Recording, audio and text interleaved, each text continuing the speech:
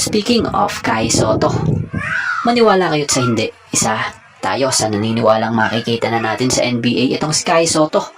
Matapos niyang maglabas ng update itong Inquirer.net, credit po batay sa nabasa natin update patungkol nga dito kay Kai Soto. Ayon sa nakapaloob rito, no? Apparently, it is Soto's management team is west that does not want the center to see action to preserve Soto, who reportedly has a shot to earning a short-term NBA contract, which could come before or during the week of the window. So kung ganun, napakagandang balita nito. Kung tutuusin deserve naman talaga ni Kai Soto kahit noon pa na makakuha ng NBA contract. Kahit pa ito'y sa ngayon short term lang, at least may chance siya na maipakita yung potential niya na kung saan kaya niyang makipagsabayan sa mga NBA players. So panigurado, tameme na naman ang mga basher at mga walang tiwala sa ating pangbatong si Kai Soto.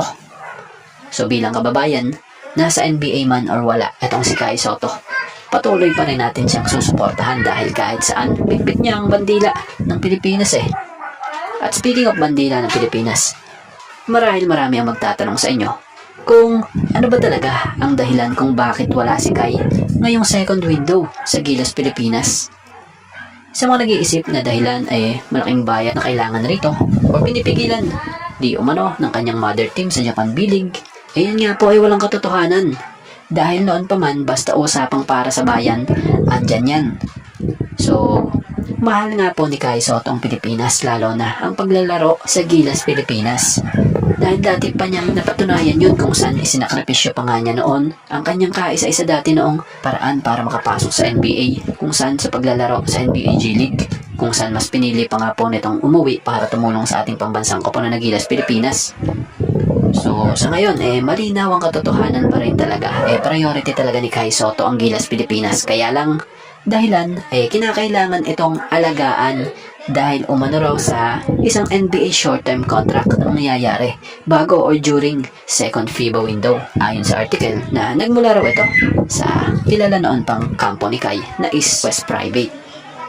So yun, sana naman intindihin natin yung sitwasyon nitong si Kai Soto. Dahil kayo, kung magkaroon kayo ng chance or pagkakataon gaya ng kay Kai Soto, talagang igagrab nyo rin naman talaga ito. Dahil minsan lang ito At saka maganda kay Kai Soto, wala man siya ngayong second window sa Gilas Pilipinas. Pero balita ay next window, sumagot na ito. So, malinaw na muli natin siyang makikita na magsuot ng Gilas jersey para muling tumulong sa kampanya ng Gilas Pilipinas this FIBA World Cup Asian Qualifiers. So sana, malinaw na sa inyong lahat. So para kay Kai Soto, good luck and God bless. Speaking of Quintin Millora Brown, sa wakas, tuluyan ang natapos ang issue sa pagitan ng kampo nitong si QMB at SBP. Ayon sa ilang nabasa, ay may isang influential man ang nagtrabaho behind sa pagplansya ng contract dispute na ito. Sa wakas, ito na talaga. Ang mahalaga ngayon, magkakaroon pa tayo ng isa pang legit na big man sa Gilas para sa second window besides Edu and Junmar Fajardo. Bukod pa doon, goods din yung pagkakadagdag kay Balti. So, ngayong nakabalik na sa Gilas Pilipinas si QMB, sana yung butas or spot na tong si Kai Soto na hindi mapupunan, yung Balti muna yung ilagay sa spot. Dahil iba din ang kayang presensya na maitulong ng isang Justin Baltazar para sa Gilas. Dahil napatunayan na niya yan noon pa, under Coach Tab pa nga. So, mabalik tayo kay Quintin Millora Brown. Napakagandang balita talaga ito para sa Gilas Pilipinas. Dahil 6'10" ito at versatile big man. Lalo't mabibigat ang ating mga makakabangga ngayong second window. So, sa kabila man ng mga kung ano-anong issue lumabas patungkol kay QMB at maging dito kay Kai, ito na nga si QMB, handa talagang i-representa ang Pilipinas. So, patuloy na tayo. So, batay dito sa report pa nating nabasa, ayon sa di umano kay Gilas Pilipinas Head Coach, Coach Tim Cone, posibleng dumating na sa bansa itong si Quintin Millora Brown ngayong Huwebes habang tuloy-tulo' ang preparasyon ng Gilas para sa susunod na window ng FIBA World Cup Asian Qualifiers. At patungkol tayo dito sa 7'3" big man import na maglalaro dito sa Pilipinas para maging import ng TNT Tropang 5G sa upcoming Season 50 ng PBA Commissioner's Cup. So kasalukuyang dumating na nga po sa bansa itong si Bolbol na siyang makakasama ng TNT Tropang 5G sa kampanya nila this upcoming PBA conference. So inaasahan kagaya ni RHJ noon, magagawa din itong makapagbigay ng malaking impact sa team.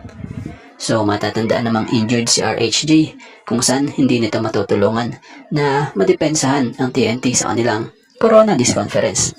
Kaya si Bolbol ang kasalukuyang mga ng TNT. May mga nababasa nga tayo na si Bolbol di umano raw ang pinakamalakas na import na dumating dito ngayong conference natin ito sa import-laden conference dahil inaasahang madadala nito yung experience niya as a NBA player. So fresh na fresh pa nga po ito from NBA tapos ngayon maglalaro sa PBA. Sa mga hindi nakakaalam nakapaglaro nga po ito sa NBA sa 3 koponan gaya na lamang ng Denver Nuggets, Orlando Magic, and Phoenix Suns. So asahan na makikita natin dito sa PBA para sa team ng TNT Tropang 5G ang isang 7'3" na versatile na kung saan inaasahang magiging advantage din ito ng TNT. So, maiba tayo. Speaking of Bolbol marami ang nagtatanong din kung open ba raw maglaro si Bolbol as naturalized for Gilas Pilipinas.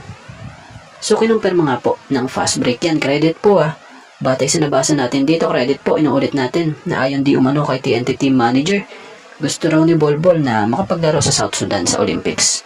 So matatandaan namang bata pa nga ito naging part ito ng Team USA. Pero Bolbol, who was born in Khartoum, Sudan, and itong araw ay eligible para i-represent ang South Sudan. So doon pa lamang alam na natin ang sagot. Hindi talaga to para sa Gilas. Well, ito'y napag-usapan lamang pero wala pa naman talagang lumalabas na update sa SBP na ina-naturalize ito. Kumbaga, sinagot lang din yung mga tanong kung pwede ba raw ito maging Gilas naturalize. So sa ngayon, kung usapang Gilas, mas kailangan natin yung small forward talaga siguro like JB and Benny Boatwright. Dahil madami na nga kasi tayong big man at sa hinaharap, possible pa nga ang madagdagan pa ang big man. Lalo't may chance pa maging local itong si Ange Kwame, diba? Well, nagbigay or napag-usapan lang naman natin itong mga bagay-bagay. Pero congrats para sa TNT Tropang 5G dahil nakuha nga nila itong 7'3" former NBA player na si Bolbol. At bago nga ang lahat, baka naman po pwedeng makahingi ng isang subscription para sa ating channel or pakifollow na rin po kung nagustuhan nyo ang ating mga basketball update. At kung ito na may makakabigat para sa inyo, kahit isang like and share na lamang po. Maraming salamat po.